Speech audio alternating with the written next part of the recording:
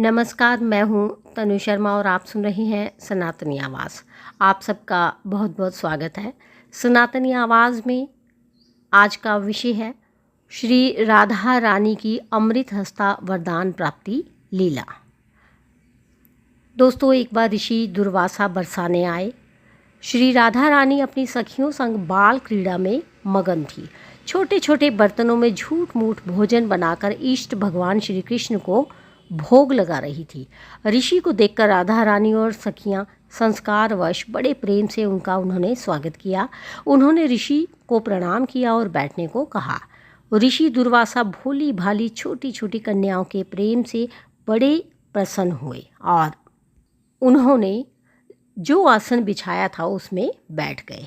जिन ऋषि की सेवा में त्रुटि के भय से त्रिलोकी कांपती है, वही ऋषि दुर्वासा की सेवा राधा रानी एवं सखियां भोलेपन से सहजता से कर रही हैं। ऋषि केवल उन्हें देखकर मुस्कुरा रहे। सखियां कहती हैं, महाराज, आपको पता है हमारी प्यारी राधा बहुत अच्छे लड्डू बनाती है। हमने भोग अर्पण किया है, अभी आपको प्रसादी देती हैं। ये कहकर सखियां लड्डू प्रसाद ले आती हैं। लड्डू प्रसाद तो है, पर है ब्रज रज का बना, खेल खेल में बनाया गया। ऋषि दुर्वासा उनके भोलेपन से अभिभूत हो जाते हैं।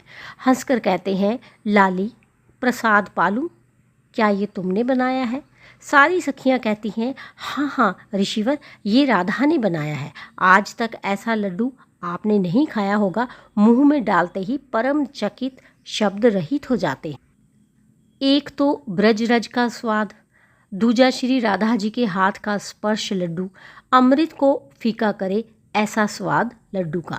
ऋषि की आंखों में आंसू आ जाते हैं। अत्यंत प्रसन्न हो वो राधा रानी को पास बुलाते हैं और बड़े प्रेम से उनके सिर पर हाथ रखकर उन्हें आशीर्वाद देते हैं। बेटी, आज से तुम अमृत हस्ता हुई। जगत की स्वामिनी है श्री जी, उनको किसी के आशीर्वाद की ज़रूरत नहीं। फिर भी देव मर्यादा से आशीर्वाद स्वीकार किया। दुर्वासा ऋषि बोले, राधा रानी, आप जो बनाएंगी वो अमृत के भी अधिक स्वादिष्ट हो जाएगा। जो भी उस दिव्य प्रसाद को पाएगा उसके यश आयु में वृद्धि होगी, उस पर कोई विपत्ति नहीं आएगी, उसकी कीर्ति त्रिलोकी में होगी। ये बात ब्रज में फैल गई। आग की तरह की ऋषि दुर्वासा ने राधा जी को आशीर्वाद दिया। जब मैया यशोदा को ये पता चला तो वे तुरंत मैया कीर्तिदा के पास गई और विनती की कि आप राधा रानी को रोज़ हमारे घर नंद भवन में भोजन बनाने के लिए भेज दिया करें। वे दुर्वासा ऋषि के आशीर्वाद से अमृत हस्ता हो गई है और कंस मेरे पुत्र कृष्ण के अनिष्ट के लिए हर रोज अनेक असुर भेजता है। हमारा मन बहुत चिंतित होता है। आपकी बेटी के हाथों से बना हुआ प्रसाद पाएगा तो उनका अनिष्ट नहीं होगा, उसकी बल बुद्धि आयु में वृद्धि होगी।